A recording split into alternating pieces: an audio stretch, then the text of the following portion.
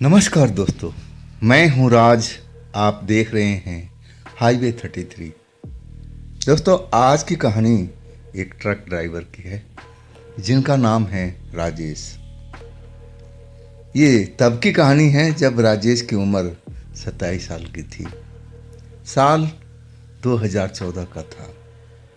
तो क्या हुआ था राजेश जी के साथ में, आइए चलते हैं इनकी इस कहानी में, उन्हीं के पॉइंट ऑफ व्यू से। दोस्तों, मेरा नाम राजेश है। मैं ट्रक चलाने का काम करता था और मेरा जो घर था ना, सड़क से करीब करीब 1.5 किलोमीटर की दूरी पर था। कच्ची सड़क थी। अगर बरसात नहीं होती तो मैं अपना ट्रक अपना दरवाजे पर ला करके खड़ा कर देता। अगर मौसम खराब हो गया, बरसात हो गई, तो मुझे जो मेन सड़क है वहाँ पर ट्रक को रोकना पड़ता था, क्योंकि उस कच्ची सड़क पर उस टाइम में ट्रक लेकर नहीं जाया जा सकता था। और वहाँ पर एक ढाबा भी था। ढाबा एक अधेड़ व्यक्ति चलाता था और उसकी एक जवान बेटी थी। कभी कभी मैं जब दोपहर में निकलता था ना अपने काम के लिए, तो मैं देखा करता था। हाँ, रात के जब आता था ना तो ढाबा बंद मिलता था और मैं अपना सीधा घर। और बरसात कभी हो गया तो मैं देखता था कि गांव के 2-3 और ट्रक उसी ढाबे पर खड़े होते थे और मैं भी मजबूरी बस ट्रक को वहीं वहीं खड़ा करता। अब एक ड्राइवर की वहाँ पर ड्यूटी रहती थी कि भाई, आज तुम्हारी ड्यूटी है और आज सब ट्रकों को देखभाल करना। अब 4 ट्रक हैं तो जब बरसात होती तो एक एक दिन करके सभी का ड्यूटी लगता।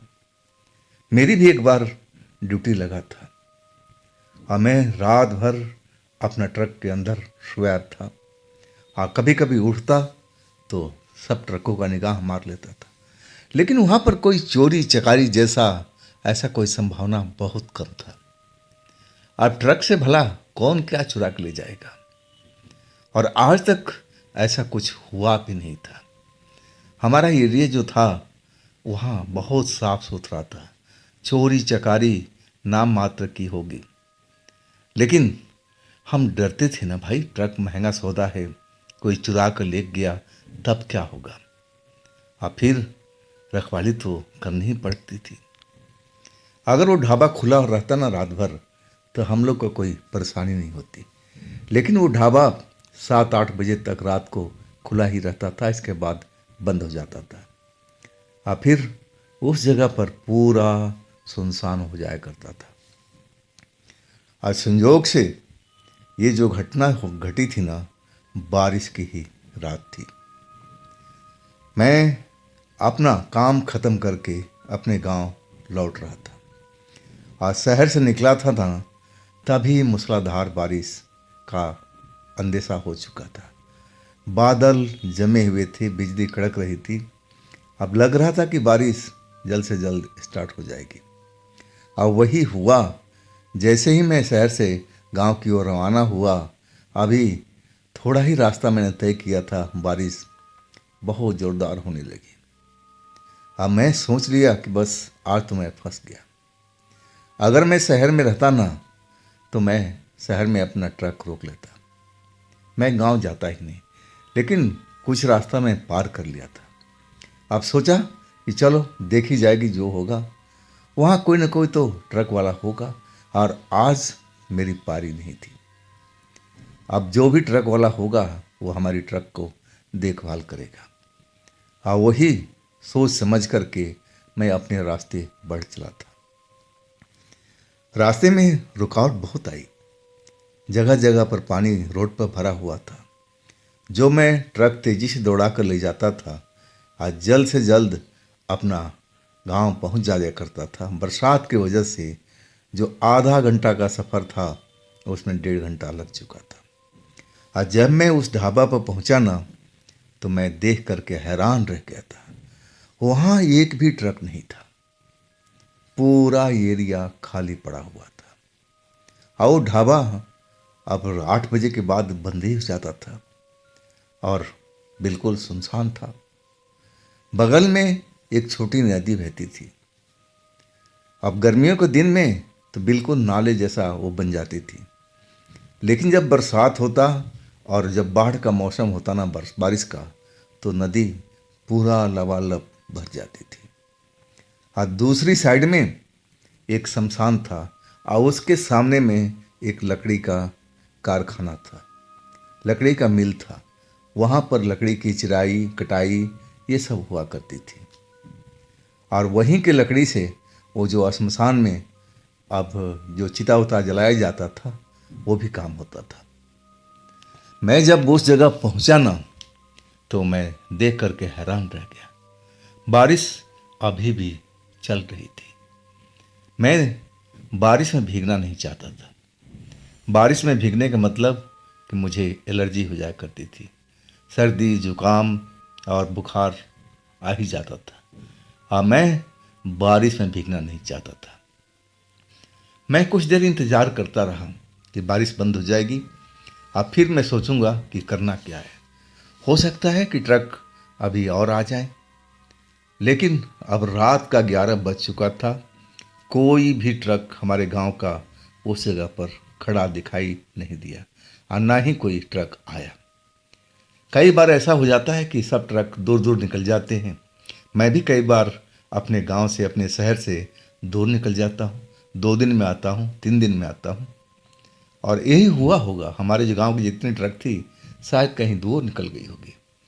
अब उस जगह पर मैं अकेला अब आकर के फंसा हुआ था और 1.5 किलोमीटर जो मेरा गांव का था ना, वो कच्चा रास्ता मुझे बहुत बुरा लगता था। अगर वो पक्का रोड होता ना तो मैं बड़े आराम से अपने दरवाजे पर ट्रक खड़ा कर देता, बिना भीगे हुए, बड़ा मज़े से। अब कर क्या सकते थे, मैं ढाबे के साइड में ट्रक को लगा दिया। ढाबा पर एक नज़र निगाह मारा कि कोई है क्या इसमें, क्योंकि मुझे थोड़ा आहट सुनाई पड़ी थी। लेकिन जब ढाबे के मैं देखा गौर से अपनी हेडलाइट की रोशनी जला करके, तो बिल्कुल सुनसान था और वहाँ पर कोई ताला वाला नहीं हुआ करता था, ना दरवाज़ा था वहाँ पर। वो लोग जो दिन भर कुछ ना कुछ नाश्ता वगैरह और कुछ दोपहर में खाना वाना बनाते थे और शाम तक वो ख़त्म हो जाता था। आप फिर अपने बर्तन भाड़ा सब कुछ समेट कर रिक्शा पर या फिर साइकिल पर उठा करके अपने गांव चले जाते थे। मैं दोपहर में हमेशा चेक किया था कि दोपहर के बाद में वो लोग मछली बनाया करते थे, मछली चावल। अब बहुत सस्ता रेट था। कोई भी ड्राइवर अगर भरपेट खाता, बहुत कम पैसे में उनका पेट भर जाता, जो मछली चावल के शौकीन थे।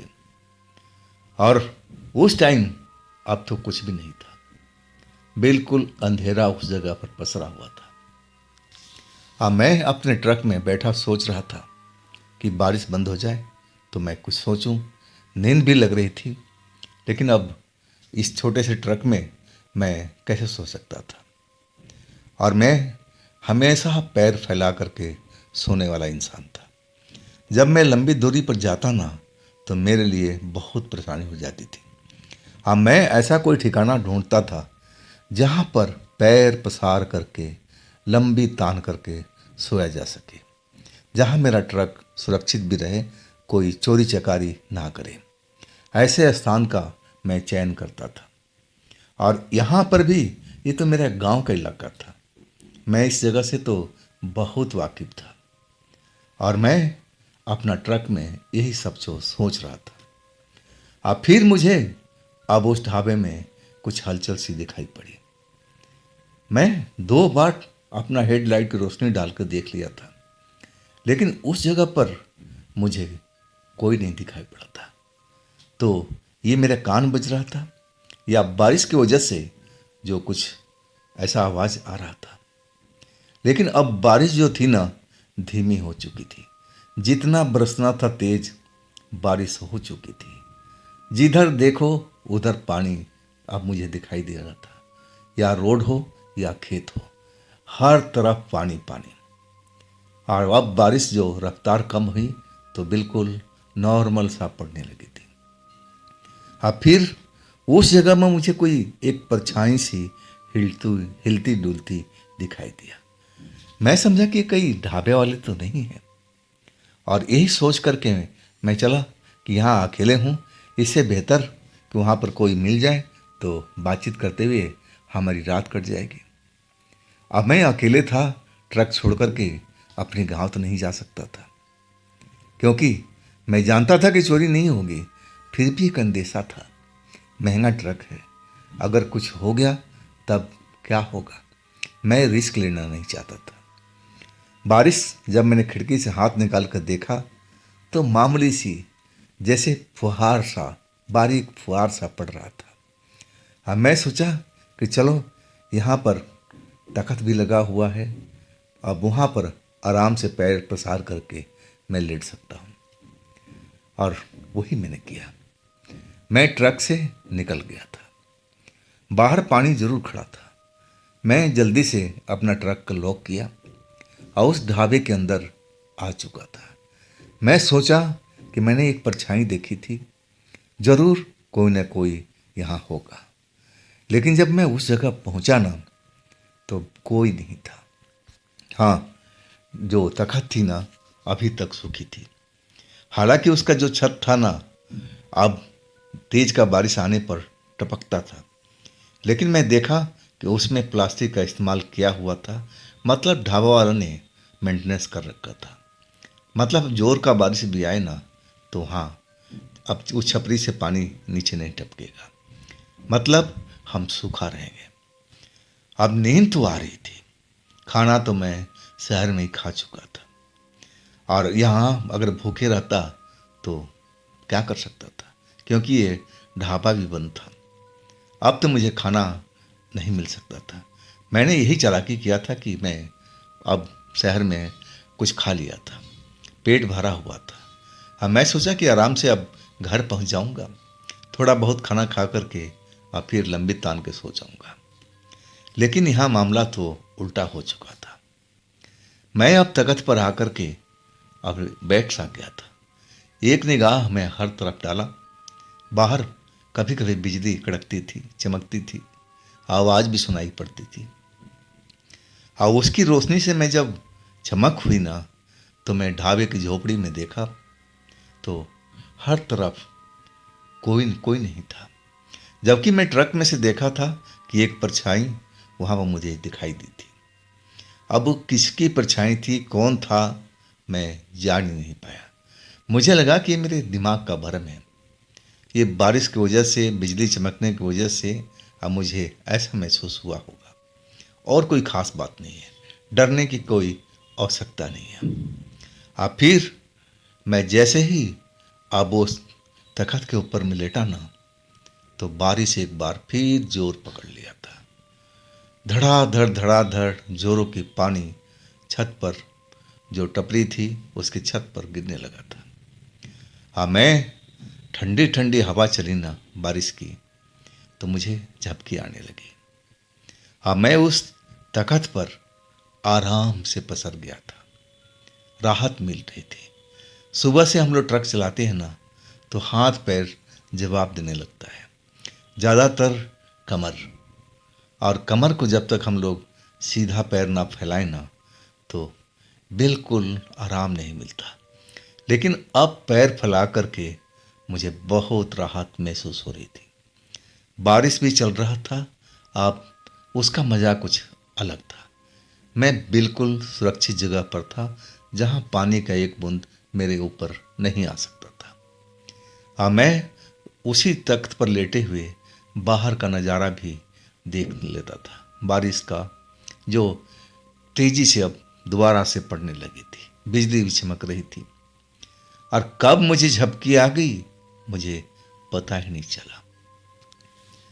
जब मेरी आंख खुली ना, कुछ खटर पटर सा हो रहा था, और तब मैं एकदम जाग गया। मैं जागा ना, तो क्या देख रहा हूं कि जो ढाबे का मेन जगह है जहाँ पर चूल्हा बना हुआ था, लकड़ी से जलता था, वहाँ पर एक लड़की अब कुछ काम कर रही है रात के टाइम, जबकि अब 12 बजे का वक्त हो चुका था। आइए, कौन लड़की है भाई इस रात में, इस जगह पर अकेले, बिना रोशनी का? हाँ, क्या कर रही है? मुझे लगा कि मैं कोई ख्वाब देख रहा हूं, कोई ड्रीम होगा, सपने में आ चुका हूं। अब फिर मैंने अपनी आंखें बंद करके दोबारा खोला तो सब कुछ वैसे ही था, बदला कुछ नहीं था। मुझे यकीन ही नहीं हो रहा था कि इस जगह पर मेरे अलावा भी कोई है। हाँ, मैं उठ करके बैठ गया। वो जो लड़की थी, जब प्रकाश दिखाई पड़ता था ना, बिजली की चमक, तब मैंने उसको देखा। जवान लड़की थी और मैं उस होटल पर कभी कभी खाना खा लिया करता था। मछली मुझे भी पसंद थी, चावल मुझे भी पसंद था, और यहाँ का जो खाना था ना, जो अधेड़ व्यक्ति बनाता था, बहुत ही शानदार था। लेकिन हर रोज़ थोड़ी ही खाना खाया जाता। और मैं उस लड़की को ध्यान से देखने लगा। यह कि मैं एक आध बार उस जगह पर उसकी बेटी को देखा था, जो अपने बाप के काम में हाथ बटाती थी, और वो भी दिन के टाइम में। रात के टाइम में वो अपने गांव, अपने घर चली जाती थी। तो इस टाइम में ये इसका बाप तो दिखाई नहीं पड़ रहा, तो ये क्या कर रही है? मुझे यही अंदेशा हुआ कि ये वही लड़की है, ढाबे वाली की बेटी है। और मैं अब तख्त पर बैठा, कभी बाहर का मौसम देखने लगता, और फिर उस लड़की की तरफ। और वो लड़की अपने काम में मगन थी, एक बार भी मेरी तरफ मुड़कर नहीं देखी। हालांकि बिजली बराबर चमक रही थी। थोड़ी देर के बाद में पूरा जो टपरी थी, पूरा प्रकाश से भर जाती।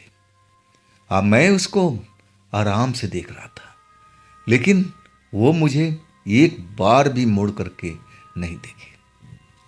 मुझे लगने लगा कि इससे पूछना चाहिए कि तुम यहाँ पर इस जगह पर आधी रात के वक्त क्या कर रही हो, और तुम्हारा पिता कहाँ पर है, और ये रात को इस जगह पर लड़की के लिए ठीक है क्या? और वही सोच करके मैं आवाज़ दिया कि सुनिए सुनिए, लेकिन वो मेरी आवाज़ का जैसे इग्नोर कर दिया था, जैसे मेरी आवाज़ सुन नहीं पा रही हो, या बारिश का शोर की वजह से मुझे लग रहा था कि मेरी आवाज़ अब वहाँ तक पहुँच नहीं रही है।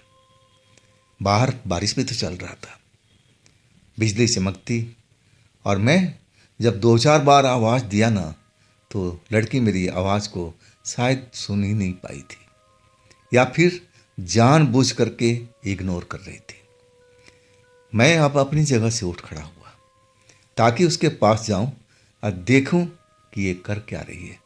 रात में यहाँ कौन सा काम चल रहा है, जबकि ये ढाबा 7-8 बजे शाम को बंद हो जाता था। अब फिर यहाँ पर कोई अब लड़की का काम ही क्या था?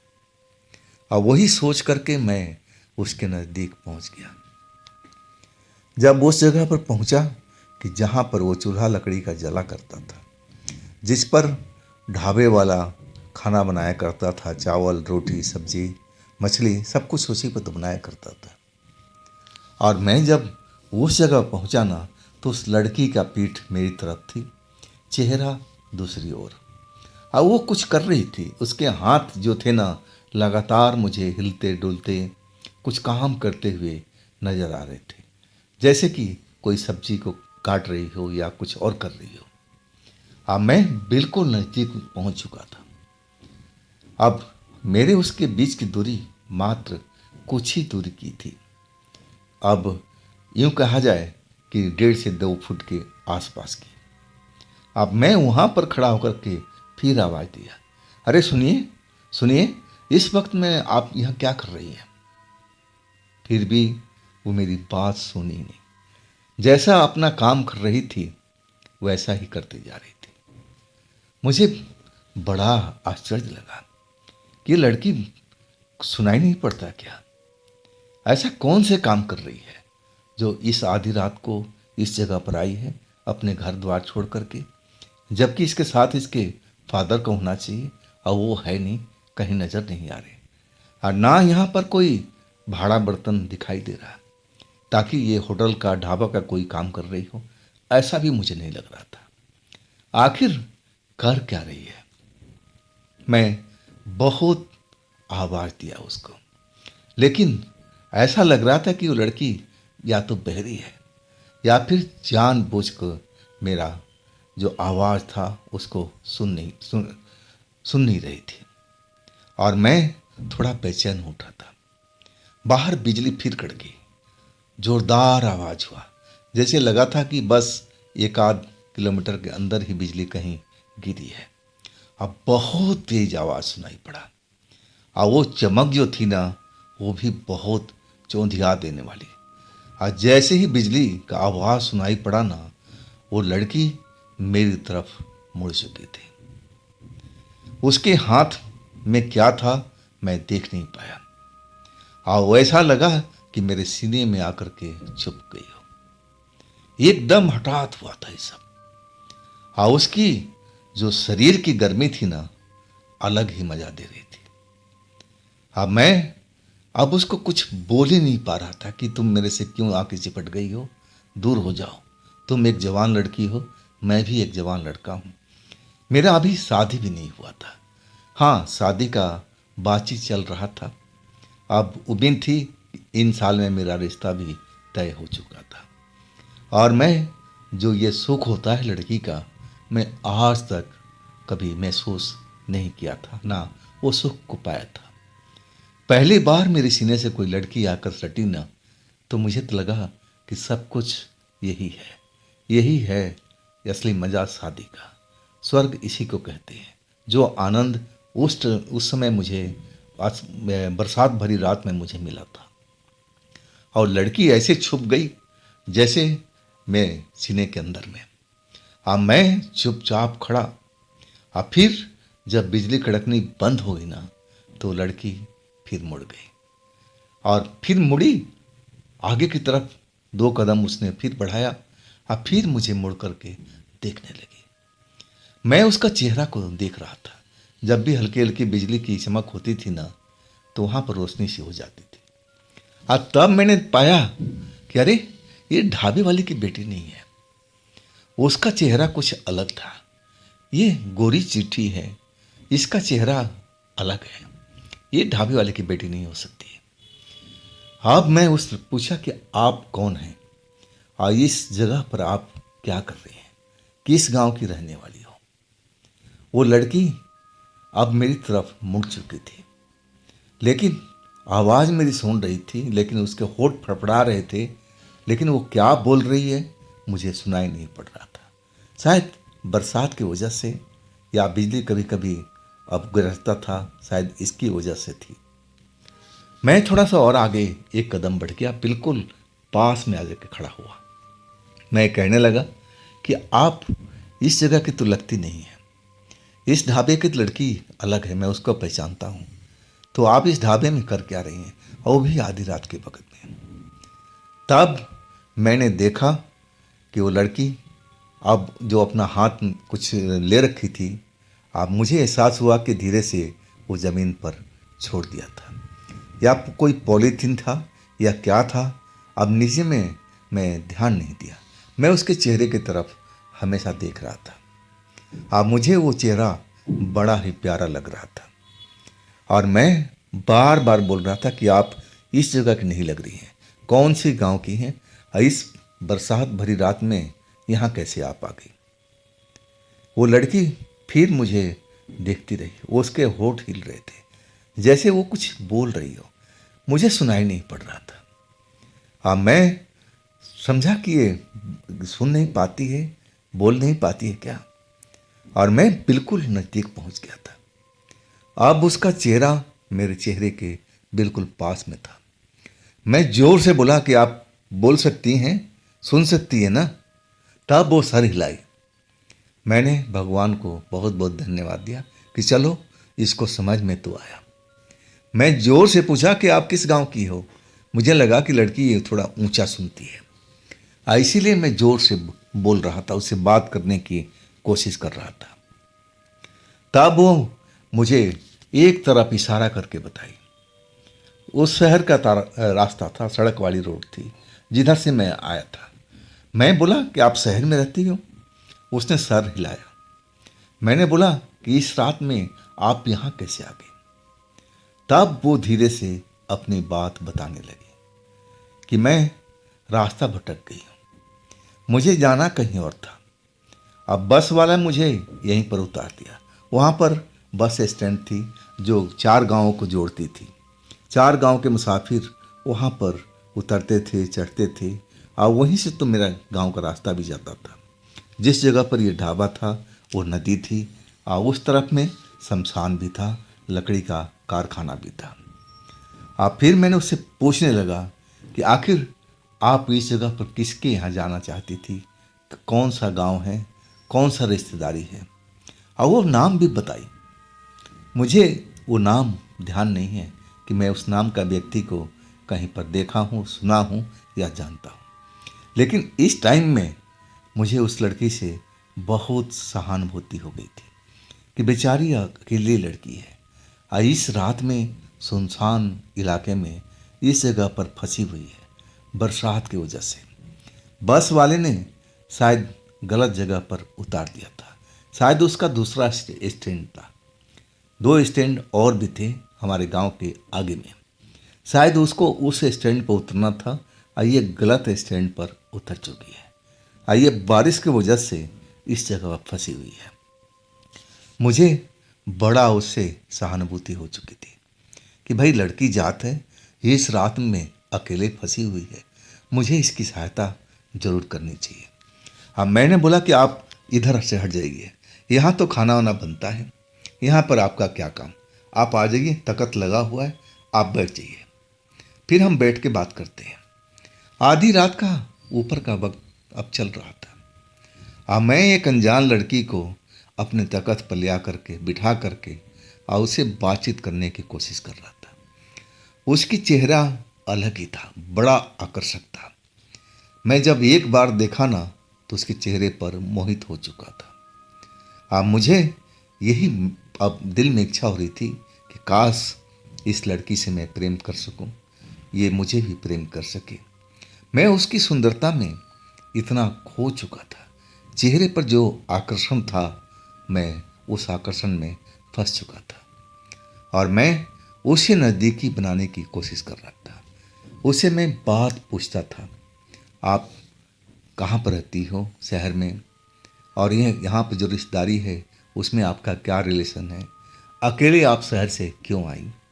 और वो बताती जा रही थी कि मेरे बुआ का घर है, मैं यहाँ पर आती जाती रहती है, तो मुझे ऐसा कुछ डर नहीं था और कि मैं फंस जाऊँगी। अगर ये बरसात नहीं होती ना तो मैं अपने बुआ के घर पहुँच गई होती। अगर उस बस कंडक्टर ने मुझे गलत स्टैंड पर उतार दिया था, रात होने से मैं देख नहीं पाई, इसलिए मुझे लगा कि मैं अब इस जगह पर फंस गई हूँ, मेरे साथ कुछ भी हो सकता है। फिर मैं इस ढाबे के अंदर में आकर शरण ले लिया। मैं आपका ट्रक को आते हुए देखा था, और मैं इस जगह पर छिप गई थी कि आप मुझे देख ना पाए। मैं डर चुकी थी कि मेरे साथ कुछ गलत ना हो, इसी वजह से मैं छिप करके बैठ गई थी। लेकिन जब आप आके बैठ गए तब मैंने आपका चेहरा देखा बिजली की चमक में, तब मुझे लगा आपका चेहरा कि आप शरीफ लड़का हैं, आप मेरे साथ ऐसा कुछ नहीं करेंगे। वो मेरी तारीफ कर रही थी, मैं तारीफ में फूला जा रहा था। हूँ ही मैं ऐसा, आकर्षक मेरा भी शरीर था और देखने में बिल्कुल सीधा साधा लगता था। और फिर मैं लड़की से और वो मेरे से अब हम दूसरे विषय पर बात करने लगे थे। क्या करती हो? वो बोली कि मैं पढ़ाई करके अब नौकरी की तलाश में हूँ। अब मैं इसी विषय पर उससे बात कर किए जा रहा था और हम दोनों बिल्कुल सट के बैठे हुए थे। थोड़ा सा अब गैप था और वो गैप भी उस लड़की ने अब भर दिया था। अब चिपक कर बैठ गई थी, उसके शरीर की गर्मी मुझे महसूस हो रही थी। मैं उसके प्रति अब एकदम आकर्षण महसूस कर रहा था। शायद वो भी ऐसा महसूस कर रही थी। इसके बाद अचानक वो लड़की मुझे प्यार करने लगी। आप बहुत अच्छे इंसान हो, आप बहुत अच्छे लड़के हो, आप अभी तक शायद स्त्री का सुख आपने भोगा नहीं है। ऐसी उसी बातें की जा रही थी। हाँ, मैं उसके जाल में पूरी तरह से फंस चुका था। एक तो तारीफ की पोल बांधना वो शुरू कर दिया था कि आप जैसे मैं लड़का अभी अपने जीवन में देखी नहीं, इतनी सुंदर हो आप, इतने लंबे चौड़े हो। हाँ, मैं उस तारीफ के पोल में मैं उछलता जा रहा था। हाँ, कब मेरे साथ में वो प्यार करने लगी, हाँ मुझे भी अब थोड़ा आश्चर्य लग रहा था कि इतनी जल्दी कोई लड़की अनजान लड़के से कैसे दोस्ती कर सकती है, कैसे अब उसके साथ प्यार करने लगेगी। मैं समझ नहीं पा रहा था। मैंने अपने यार दोस्तों से ये सब महसूस किया था। वो बताते थे कि हम किसी लड़की को प्रेम करते थे ना, तो पहले बहुत मेहनत की थी, उसके पीछे भागना पड़ता था, ना जाने क्या क्या गिफ्ट देना पड़ता था, तब वो लड़की बहुत दिनों के बाद मानती थी। हाँ, कई बार वो भी नहीं होता था। हाँ, मैं अपने आप को बड़ा भाग्यशाली समझ रहा था कि मैं इस जगह पर आया बरसात की रात में, खूबसूरत लड़की, अब मुझे मौका एकदम मिल चुका था प्यार करने का, वो भी कुछ ही देर में। ये क्या हो रहा मेरे साथ में? लेकिन मैं बहुत खुश था और मैं उसके प्यार के चक्कर में पड़ चुका था। कब हम अब दोनों एक हो गए पता ही नहीं चला। जब वो मेरे बगल में लेटी हुई थी, तब कहने लगी कि देखो ना, मैं थक चुकी हूँ, अब मुझे भूख भी लगी हुई है। मैं कहा कि इस वक्त में अब कुछ नहीं मिल सकता यहाँ पर, अब जो भी मिलेगा सुबह के टाइम में। ये भी जो ढाबा खुलता है ना सुबह 7 बजे के आसपास में, और इससे पहले तो भूल जाओ। मेरे ट्रक में भी ऐसा कुछ नहीं है कि मैं आपको कुछ खिला सकूं। मेरा ट्रक में था कुछ, वो मैं पहले चट कर चुका हूं। अब कोई उम्मीद नहीं है, आप आराम कर लो। अब जो कुछ होगा, अब बारिश बंद होने दो, सुबह होगी तो आपको मिल जाएगा। और सुनो, मैं अपने ट्रक में बिठा करके आपका उस स्टैंड पर उतार आऊँगा जहाँ पर आपका बुआ का घर है। लेकिन वो खुश नहीं थी, बार बार शिकायत कर रही थी कि मुझे भूख लगा है, मुझे खाना चाहिए, मुझे खाना चाहिए। अब मैं कहने लगा कि अब भूख को आप शांत करो, मन को शांत करो, भूख भी शांत हो जाएगी। अब मैं उसको अब सुलाने की कोशिश कर रहा था। प्रेम तो हम कर लिए थे, अब मैं उसको शांत कराने की, देखो अभी रात बहुत है, अब इस टाइम में कुछ नहीं मिलेगा, शांत रहो शांत रहो। अब कब मुझे नींद आ गई उसको शांत कराने में, मुझे पता ही नहीं चला। जब मेरी दोबारा आंख खुली ना, आवाज सुनाई पड़ी, तो सबसे पहले मैं अपने बगल में सोई हुई लड़की को देखा जो मेरे बराबर में सो रही थी, जिससे मैं प्रेम कर चुका था। वो तो थी ही नहीं।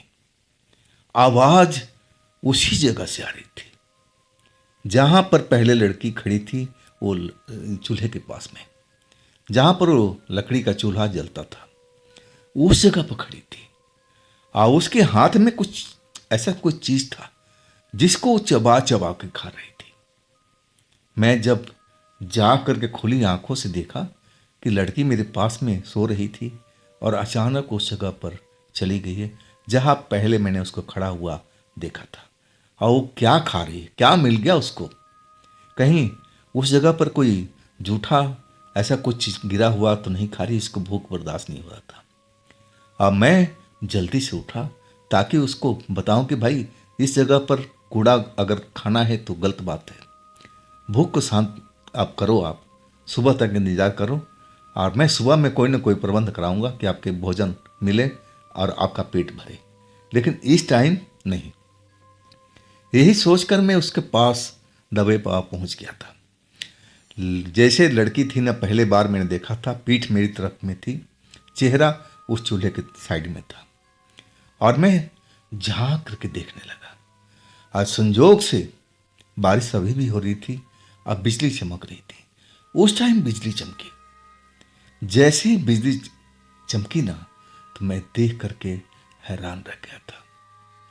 उसके हाथ में कोई जंगली जानवर था, छोटा सा, ना जाने क्या था, और उसको पूरा फाड़ रखी थी और उसको चबा चबा करके खा रही थी। मेरे रोंगटे खड़े हो गए थे ये सब देख करके कि ये इंसान है, लड़की है, ये जानवर को खा रही है। ना जाने कब का सड़ा हुआ, रोड एक्सीडेंट में मर जाते हैं, शायद कहीं से उठा लाई है और उसको आराम से चबा चबा के खा रही है। कमाल की लड़की है, इसको भूख बर्दाश्त नहीं है। मुझे गुस्सा आ चुका था। मैं उस लड़की के कंधे पर हाथ रखा और जैसे ही मैं हाथ रख के बोलना चाहा कि देखो, तुम्हारी भूख का मतलब ये नहीं है कि तुम ऐरा गैरा चीज़ कोई खाना शुरू कर दो, फेंको इसको, ये गंदी चीज़ है। ना जाने कब का इस जानवर सड़क पर मरा हुआ होगा और तुम इसको भोजन कर रही हो, बहुत गंदी बात है। मैं यही सब बोलने वाला था और जैसे मैं उसे कंधे पर हाथ रखा ना, वो मेरी तरफ पलट गई। जैसा मैंने उसका चेहरा देखा ना, तो मेरे होश उड़ चुके थे। बिजली बाहर लगातार चमक रही थी।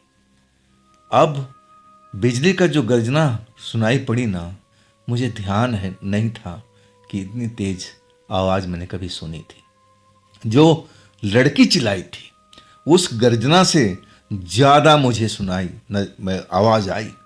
मेरे कान में सीटियां बजने लगी थी जो उसने जोर से मुझे देख करके चिल्लाई थी। मैं अपना होश जैसे खो चुका हूं, ऐसा महसूस होने लगा कि कहीं मैं भरभरा कर जमीन पर न गिर जाऊं, लेकिन मैं अपने आप को संभाले हुए था। मैं क्या देखा कि उस सुंदर लड़की का चेहरा तो वही था, आंखें एकदम लाल रेड कलर की हो चुकी थी और उसके जो सुंदर होठ थे, चमकते हुए दांत थे अब मोतियों की तरह, वो दांत अब बाहर निकले हुए दिखाई दे रहे थे और उसी दांत की सहायता से उस जानवर को फाड़ दिया था और वो चबा चबा करके उसको खा रही थी।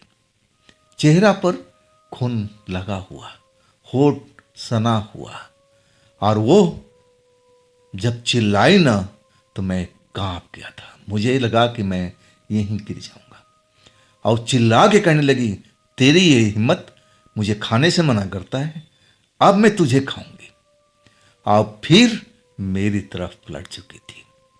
मैं जब उसका ये रूप देखा ना, तो मुझे लगा कि बस जीवन का अंत ये हो चुका है मेरा।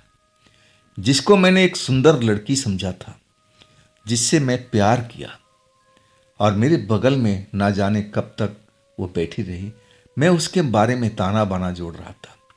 मैं सोच रहा था कि ऐसी ही कोई शहरी लड़की से मेरी शादी हो जाती। कितनी शरीफ है, कितनी इसकी बोलचाल सही है, मीठी आवाज़ है और शर्माती भी है। ऐसी तो सुंदर बहू बीवी मेरे को चाहिए। और मेरा ये सपना अब चूर चूर हो चुका था। अब तो वो मुझ पर झपट पड़ी थी। अब मुझे लगा कि मुझे जमीन पर गिरा देगी, लेकिन मैं 2 कदम पीछे हटा, अब सीधा तख्त के ऊपर में जाके खड़ा हो गया। अब वो मेरी तरफ 1 सेकंड नहीं लगाया, मेरे तख्त के पास आकर खड़ी हो गई, गुर्रा रही थी। तूने मेरे भोजन मेरे से छीनना चाहा, मैं ऐसा नहीं हूं। मैं अपना भोजन पर किसी का हक नहीं होने देती। मुझे अब और भूख लग गई है, मैं अब तुझे खाऊंगी। मैं जब इसका रूप देखा कि जिस लड़की को मैंने चाहा, प्यार किया, वो तो एक चुड़ैल है। बिल्कुल चेहरा चुड़ैल का नहीं था, लेकिन आंख जो थी ना, बिल्कुल लाल हो चुकी थी। बाहर उसके सुंदर दांत अब बाहर निकले हुए थे और वो देख करके मैं एकदम कांप गया था। वो मुझे पकड़ना चाहती थी, लेकिन मैं तख्त ऊंचा था, इधर उधर भाग करके अपने आप को बचाने की कोशिश कर रहा था। अब समझ में नहीं आ रहा था कि मैं बचूंगा तो कैसे। ये तो भाई चुड़ैल है, कभी भी कुछ कर सकती है, इसमें शक्ति है। जब ये रूप बदल सकती है तो मुझे आराम से पकड़ लेगी। मैं अब कैसे बचूंगा, मुझे क्या करना चाहिए कि मैं अपनी जान बचा सकूं। और वही मैं मन ही मन सोच रहा था, अपने आप को बचाने की कोशिश कर रहा था। वो बहुत गुस्से में थी। मैं उसको खाते हुए देख लिया। अचानक उसके कंधे पे जो हाथ रखा ना, तो उसका खाना जमीन पर गिर चुका था और इसलिए ज़्यादा क्रोधित हो चुकी थी। मुझे समझ में आ गया कि किसी को खाते वक्त टोकना नहीं चाहिए। और मैं अब ये सब सोचने का वक्त नहीं था। जो मैंने गलती किया था, अब उसका खामियाजा तो मुझे मिल रहा था ना, मैं भुगत रहा था। वो जो चुड़ैल थी, सुंदर लड़की, अब मुझे खाने की कोशिश कर रही थी, मुझे पकड़ने की कोशिश कर रही थी। और मैं अपने आप को जहाँ तक हो सकता था बचा रहा था, लेकिन कब तक मैं बचा पाऊंगा कुछ भी अंदाजा नहीं था। आखिरकार उस लड़की ने अब तकत पर छलांग मार दिया और मैं जब तक तकत से नीचे कूदता तब तक उसने मुझे जकड़ लिया था और चिल्ला चिल्ला कहने लगी, मैं तुझे छोड़ूंगी नहीं, मुझे बहुत भूख लगी है, मुझे अब मैं तुझे खाऊंगी। अब फिर उसने मेरे गर्दन पर अपने हाथ डाल दिया था, गला को दबाने लगी, चिल्ला रही थी, मुझे भूख लगी है, मैं तुझे अब मार के खा जाऊंगी, तभी मेरा भूख खत्म होगा। अब मैं अपने आप को छुड़ाने की कोशिश कर रहा था कि कैसे भी इस चुड़ैल से मैं अपनी पीछा छुटाऊं। अब मैं चाहे भीगूं चाहे कुछ भी करूं, इस जगह से मैं भाग जाऊंगा बारिश के अंदर ही। और यही मैं सोच करके उसको धकेलने की कोशिश कर रहा था ताकि उससे छुटकारा मिल सके और मैं तखत से नीचे कूदूं और फिर बाहर निकल जाऊंगा, चाहे कितना ही बारिश हो। अब मेरा इरादा सीधा अपने गांव की तरफ भागने का था। बस एक बार इसकी पकड़ से छूटूं, फिर मैं इसके पकड़ में नहीं आऊंगा, तेज भागूंगा। मेरे में शक्ति थी, नौजवान था और मजबूत भी था, लेकिन सारी शक्ति, सारी भी मजबूतीपन मेरा निकल चुका था। वो चुड़ैल ने मुझे ऐसे शिकंजे में दबा दिया था कि मैं छटपटा रहा था। निकलने की तो मैं बहुत कोशिश किया, लेकिन उसके बंधन इतने मजबूत थे कि मुझे निकलने नहीं दे रहे थे। और आखिरकार उसने मेरे गर्दन पर जब अपनी दांत गड़ाने की कोशिश की, उसी समय वो चमत्कार हो चुका था। एक ट्रक तेजी से मेरे ट्रक के बगल में आकर खड़ी हो गई और उसकी हेडलाइट की जो तेज रोशनी मेरी ओर पड़ी ना, तो उस रोशनी को देख करके वो चुड़ैल मेरे को आज़ाद कर दिया और वो तखत से नीचे उतर गई, छिप गई उस रोशनी से। यही वो मौका था जो मेरे लिए सबसे कीमती था। मैं सीधा अब छलांग मार चुका था और कुछ ही सेकंड में मैं बारिश के अंदर सीधा दौड़ लगाता हुआ उस ट्रक के पास जा पहुंचा। वो ट्रक मेरे गांव का ही थी। शायद ये दूर चक्कर से छोड़ करके आ रहा था और तभी इसको लेट हो गया था। इसने देखा कि शायद मेरा ट्रक यहाँ खड़ा है, अब ये भी तो मेरे गांव के था, अब उस रास्ते पर जाने से रहा, अब ये ट्रक भी यहीं रात में पार्क करने वाला था। अब मैं बदहवास दौड़ता हुआ उसके पास पहुंचा। वो मुझे जानता था और कहने लगा, राजेश कब से फंसे हो? देखो बारिश तो ये अब रात भर चलेगी, मुझे नहीं लग पा रहा कि ये बारिश बंद होगी। मैं जवाब नहीं दिया, उसको ट्रक से उतरने का मौका नहीं दिया। मैं ट्रक के अंदर दूसरी साइड से सवार हो गया। मेरी हालत बहुत ही खराब थी, मैं लंबी लंबी सांस ले रहा था। तब वो कहने लगा, राजेश ये सब क्या हुआ है, क्या हुआ? मैं सब कुछ धीरे धीरे बताने लगा। मैं इशारा करके बताने लगा, भाई वहाँ पे चुड़ैल है और वो मुझे दबोच रखी थी। और मैं पूरी एक एक कहानी उसको बता दिया। जैसे उसको विश्वास नहीं हो रहा था, आंखें उसकी हैरत से बड़ी बड़ी हो चुकी थी। अब मुझे घूर कर देख रहा था।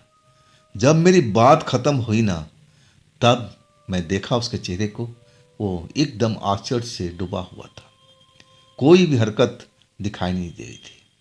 मैं उसको हिलाने लगा, अरे अरे भाई, अरे भाई। और तब जैसे वो नींद से जागा हो, कहने लगा, सच बोल रहे हो तुम? मैंने मैंने बोला, भाई सच, पूरा का पूरा सच है। अगर तुम्हें विश्वास नहीं है ना, तो इस झोपड़ी के अंदर जाओ और वहां पर वो लड़की तुम्हें मिल जाएगी। लेकिन वो डरपोक था, वो कहने लगा, नहीं भाई नहीं, हम उस झोपड़ी में क्यों जाएंगे। अब हम दोनों को दोनों उसी ट्रक में रात भर रहे।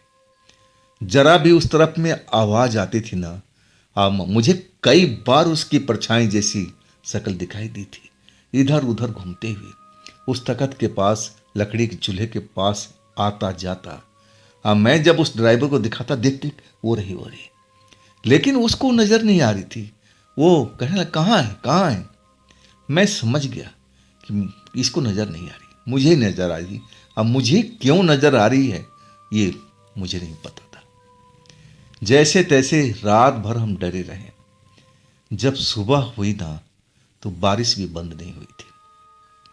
आखिरकार छतरी लेकर के करीब 7 बज चुका था और ढाबे वाला साइकिल पर अपना सामान लेकर के, अब जो भी था खाना बनाने का सारा सामान लेकर, और पैदल ही आता हुआ देखा।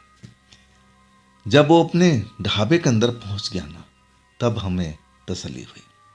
लेकिन अभी भी हिम्मत नहीं कर रहा था कि हम उस ढाबे के अंदर जाएं और उससे बातचीत करें कि यहाँ रात में क्या क्या हुआ है। लेकिन अब दिन निकल चुका था, बारिश बंद नहीं हुई थी। फिर हम दोनों ने हिम्मत किया, उस ढाबे के अंदर पहुंच गए। हालांकि बारिश थोड़ी कम हो चुकी थी, लेकिन फिर भी हम गीले हो चुके थे। पहुंचे वहां पर, वो कहने लगा कि आप कैसे जाओगे, घर तो गए नहीं होगे बरसात में। मैं बोला, हाँ चाचा, घर तो जा नहीं पाए, मैं तो रात से यहीं पर हूँ और ये भाई भी फंसा हुआ है। अब फिर हम तख्त पर बैठ गए थे। वो तख्त मैं देख करके थोड़ा सहम सा गया था। उसी तख्त पर तो सारा खेल हुआ था रात में। तख्त अब बिल्कुल खाली था, बस हम दोनों बैठे हुए थे। चाचा अपने काम कर रहे थे, वो बर्तन भाड़ा चूल्हे के पास सजा रहे थे। अब फिर अचानक चिल्ला पड़े, ये जंगली जानवर बेटे ना जाने कहाँ कहाँ से जानवर पकड़ के लाते हैं। और देखो ना, मेरे चूल्हे के पास ये देखो क्या हाल कर रखा है। जब हम चेहरा उठा करके देखे ना, तो सही में उस जानवर की खाल सिर्फ पड़ा हुआ था, बाकी मांस हड्डी सब कुछ उस चुड़ैल ने चट कर लिया था। अब मैं चाचा को पास बुलाए, चाचा जरा इधर आ जाओ, आपसे मुझे बात करनी है। अब फिर एक एक बात मैं चाचा को बताता गया। जैसे ही बात पूरा किया ना, तो चाचा मुझे घूर के देख रहे थे। आप कहने लगे कि बेटा, ये अमावस्या की रात थी और तुम्हें मालूम नहीं है कि अमावस्या की रात में भूत प्रेत की शक्ति डबल हो जाती है। आप देखो, अब उस नदी के पार तो शमशान है, अब वहाँ से चुड़ैल को आने में कितना टाइम लगता है। भटकती हुई आ गई होगी, भूखी होगी, जानवर पकड़ लिया और तुमने उसको खलल डाल दिया। लेकिन देखो, तुम्हारी जान तो बच गई ना। आगे से ऐसी गलती मत करना बेटा। जब भी अमावस्या पूर्णमासी आए ना, तो अकेले में कभी, वो भी सुनसान जगह पर नहीं होना चाहिए। यहाँ तो शमशान है, तो तुम्हें ये पता नहीं था। मैं कहने लगा, चाचा, मैं बचपन से लेकर जवान हो चुका हूँ और आज तक मुझे किसी ने नहीं बताया कि यहाँ पर चुड़ैल भी रहती है। चुड़ैल अमावस की रात में दिखाई देती है, शक्ति बढ़ जाती है, मुझे ये जानकारी नहीं थी। तब चाचा कहने लगे कि मैं तुम्हें बताता हूँ बेटा। अब फिर वो बताने लगे कि चुड़ैल कैसी होती है, कहाँ मिलती है और उसकी शक्ति कैसी होती है, क्या भोजन करती है। जब मैं वो पूरी बात सुना ना, तो मुझे एहसास हो चुका था कि वाकई में चाचा जो कह रहे हैं सही बात है।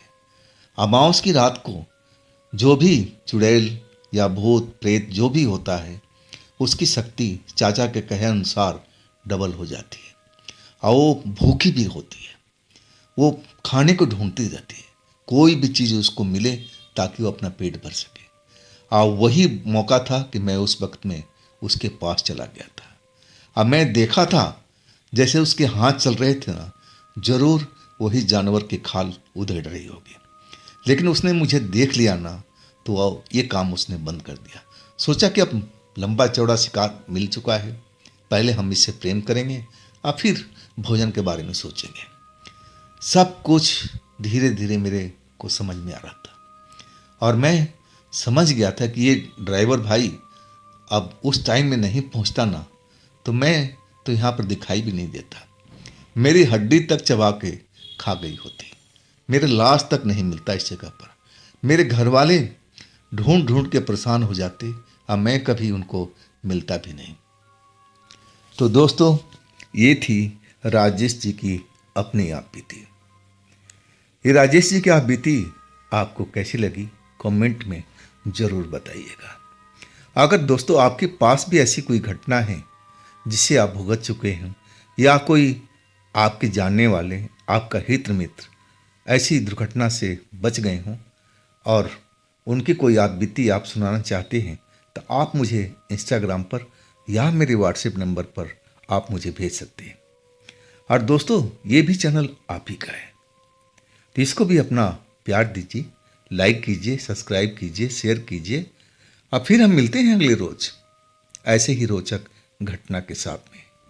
आप लोग अपना ख्याल रखिएगा। नमस्कार।